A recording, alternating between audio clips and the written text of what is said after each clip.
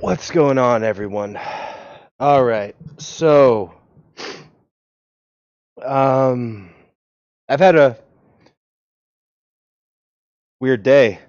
Uh, yeah, I wanted to get this out, because if I don't, like, it's gonna be bugging me, and I'll probably play like shit and act like shit like the entire stream. So, let's get this out. I don't know if you guys know this or not, but I have superpowers. Yeah, I swear to God. But it's not what you think. Yeah, I can spot. And I've been able to do this for the majority of my life, like Superman. Had it since birth for some reason. And it's not a superpower you'd want. I can spot really shitty people. You know what I mean? Like I'm sure a lot of people can do. But I've had a gift for it. I've ran into them throughout my life. Really good people I have a problem with spotting, but the really shitty ones, I can now almost spot like a mile away. So I wanted to say, this is more advice than anything. Take it or leave it. You can do whatever you want. Um, if you get to a point where you run into anyone that is bringing you down in any way, there's exceptions to this rule, right? Your wife, your husband, your kids, your family. I get it. I'm not stupid. I know that. But I mean, in every case where that hasn't happened to me, and those people, and I've stuck around, I always regret not just walking away. Just walk away. Um, because like if I can go back and do it differently, I would. Because you're always going to sleep better at night. It's gonna hurt at first, but walk away. Like, I mean, let's be honest. Like, you take the most attractive dude or girl, your bestie, whatever. People can be replaced. You've done it before. I mean, you've had people in your life that have been there every single day, right? And then they're gone. Like, and all those people. Some of those people, I'm glad they're gone, and some of those people, like, you wish that you never met them because then you wouldn't know what it's like to not have them anymore. I felt that a lot lately. The latter. I wish I never met these people because then I won't know what it would be like without them, what it would feel like. Uh, there's an analogy to this, a great analogy to this, because I like movies and shit and games, whatever. One way related, I don't know if you've seen the movie V for Vendetta. There's a scene, and if you're a human being, this should resonate with you. And most people are human beings, even though some don't act like it.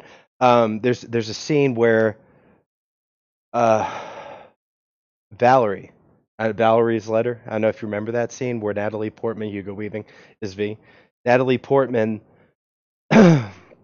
um, Natalie Portman is being locked up by V. She doesn't know this yet, but she's going through the same torture that those patients went through that were experimented on. And she reads a letter from Valerie, who was this girl, and she was, she grew up, had a fairly normal childhood. Then she was gay, and she came out to her parents, and her parents threw her out.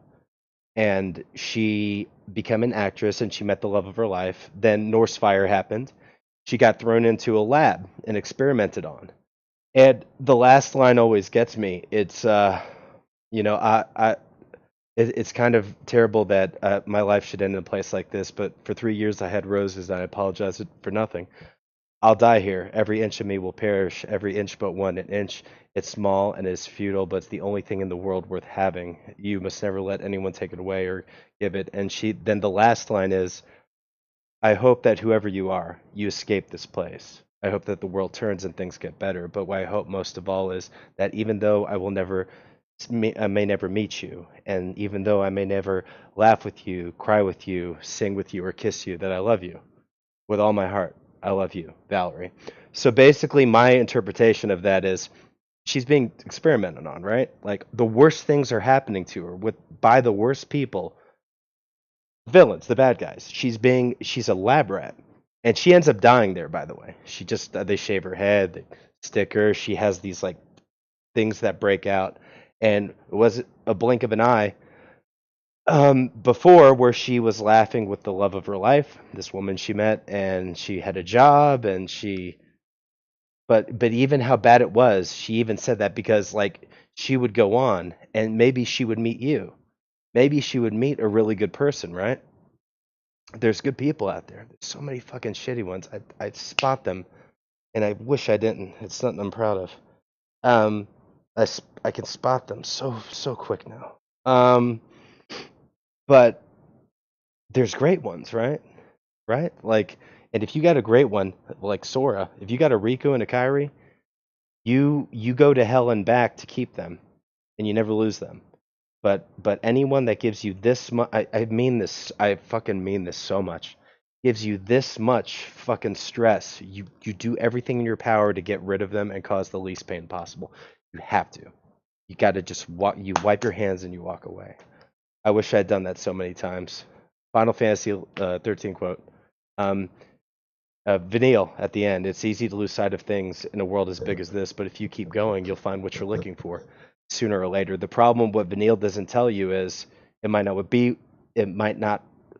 be what you're looking for, right?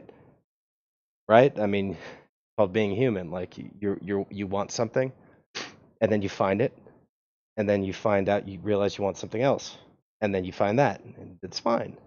No, it's fine. Just enough being fucking boring, man. Sorry.